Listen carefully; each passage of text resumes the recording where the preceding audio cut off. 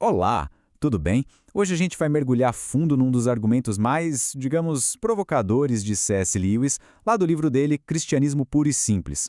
E se prepare, porque a análise que ele faz sobre a lei moral, sabe, aquela vozinha interna que diz o que é certo e errado, bom, ela nos leva a uma conclusão bem cômoda.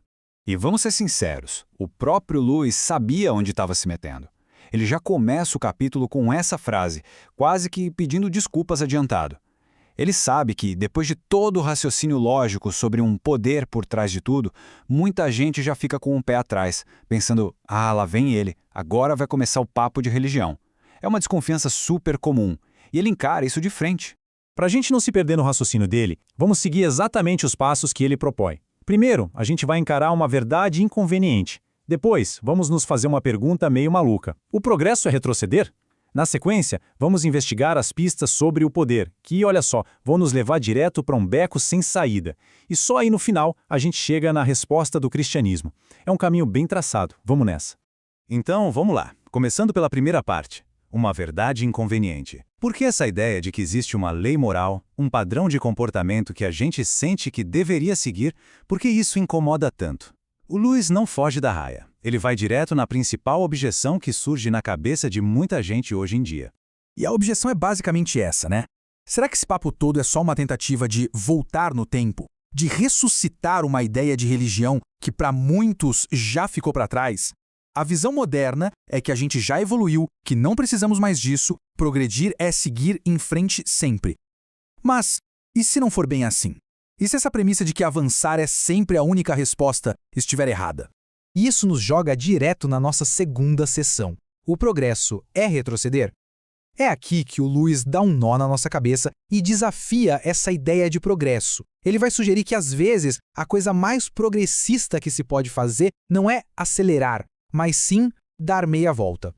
E para explicar isso, ele usa uma analogia que é simplesmente genial de tão simples. A lógica é super clara, como a gente vê aqui. Ponto 1. Imagina que alguém pega uma estrada errada numa viagem. Ponto 2. Uma hora a ficha cai e a pessoa percebe o erro. O que é progredir nesse momento? Continuar pisando fundo na direção errada? Óbvio que não. O ponto 3 mostra, progredir é parar, dar a volta e voltar para o caminho certo. E aí vem a conclusão que vira tudo de ponta cabeça no ponto 4. A pessoa mais progressista nesse caso é a que admite o erro e volta mais rápido. É a mesma coisa que errar uma conta de matemática. O progresso não é continuar calculando com o número errado, é apagar tudo e começar de novo do ponto certo. Então a grande provocação do Lewis é essa. E se a humanidade inteira, em algum momento da história, pegou um desvio fundamental, um caminho errado sobre quem somos e para que estamos aqui? Se for esse o caso, insistir em seguir em frente não é progresso, é teimosia. O verdadeiro avanço seria ter a humildade de admitir o erro e voltar para achar a trilha certa. É uma ideia que bagunça completamente a nossa noção de progresso a qualquer custo. Bom, isso nos leva para a terceira parte da nossa investigação. As pistas sobre o poder. E é muito importante entender uma coisa. Nesse ponto, Lewis não está usando a Bíblia nem nenhum texto sagrado. Ele está agindo como um detetive mesmo, usando duas pistas que estão aí disponíveis para qualquer um analisar. O universo lá fora e a lei moral aqui dentro. A primeira pista é o universo. Olhando para ele, a gente vê que é uma obra de arte, é espetacular, mas ao mesmo tempo ele é super perigoso, impiedoso, totalmente indiferente a nós, tem terremoto, doença, o frio do espaço, não parece muito amigável. Já a segunda pista, a lei moral dentro da gente, essa é uma pista muito mais pessoal e reveladora para Lewis. Ele faz uma analogia ótima, é como tentar conhecer um arquiteto. Olhar a casa que ele construiu, o universo, te diz alguma coisa, mas ouvir uma conversa dele, que seria a lei moral, te revela muito mais sobre quem ele é e o que ele pensa. E essa lei moral parece indicar um poder que se importa, e muito, com justiça, honestidade, parece mais uma mente do que uma força bruta.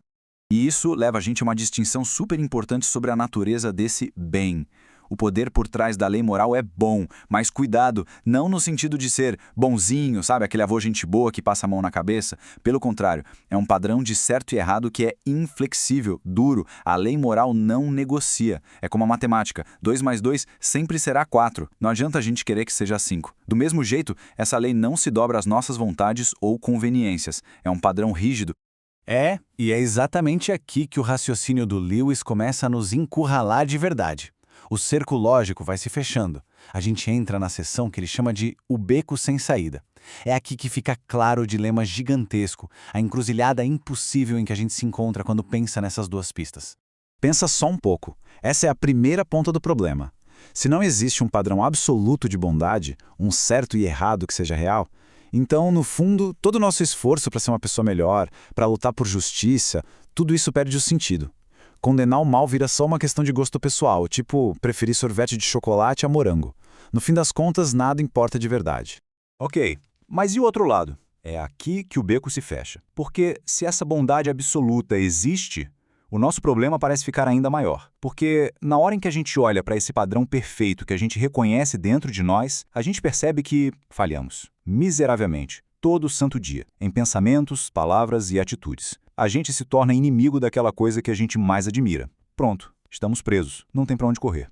E essa citação do Lewis resume essa angústia de um jeito espetacular. Deus é o nosso único alento, mas também nosso terror supremo, a coisa de que mais necessitamos e aquela da qual mais desejamos fugir. É um paradoxo terrível. A única fonte de sentido e bondade que existe é, ao mesmo tempo, o padrão que nos julga e nos mostra que estamos em falta. É nosso único aliado possível e ainda assim nos colocamos como inimigos dele.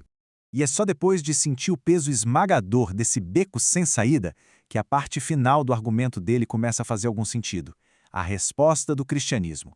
Lewis argumenta que a mensagem cristã não é um manual de boas maneiras para a gente boa ficar melhor. É, antes de qualquer coisa, uma notícia. Uma notícia de última hora sobre como escapar dessa armadilha. O Lewis é muito direto nisso aqui. O cristianismo não tem absolutamente nada a dizer para quem acha que é autossuficiente, que não precisa de perdão, que está tudo certo. É como oferecer um remédio para alguém que se acha a pessoa mais saudável do mundo. Não serve para nada, não faz sentido. A mensagem só começa a ter algum valor a partir do momento em que a pessoa reconhece a sua própria condição, aquela que a gente acabou de ver no beco sem saída. E o que exatamente o cristianismo alega que pode explicar? Bom, ele se propõe a responder justamente àqueles paradoxos que a gente viu. Primeiro, por que a gente ama a ideia de bondade, mas ao mesmo tempo odeia praticá-la e falha o tempo todo? Segundo, como Deus pode ser essa lei impessoal por trás de tudo e ao mesmo tempo uma pessoa com quem se pode ter um relacionamento? Terceiro, e esse é o coração da mensagem, como as exigências daquela lei impossível de cumprir foram de alguma forma cumpridas por nós. E por último, a ideia mais chocante de todas, como o próprio Deus se tornou humano para nos resgatar da desaprovação justíssima dele mesmo. O Lewis não termina com um final feliz e fácil. Ele termina com um desafio. Ele diz que a fé cristã até traz um consolo gigantesco, mas ela não começa aí. Ela começa no desespero, no desconforto daquele beco sem saída. E essa frase resume tudo de forma brilhante. Quem sai em busca da verdade poderá encontrar consolo no final. Quem sai em busca de consolo não alcançará nem o consolo nem a verdade. E no fim, a análise toda nos deixa com essa pergunta, que é um espelho para as nossas próprias motivações. O que a gente está buscando de verdade? Uma verdade, mesmo que ela seja desconfortável pra caramba, ou um conforto, mesmo que ele seja baseado numa ilusão? É uma pergunta que fica aí, para cada um refletir. E com isso, a gente encerra essa análise de hoje.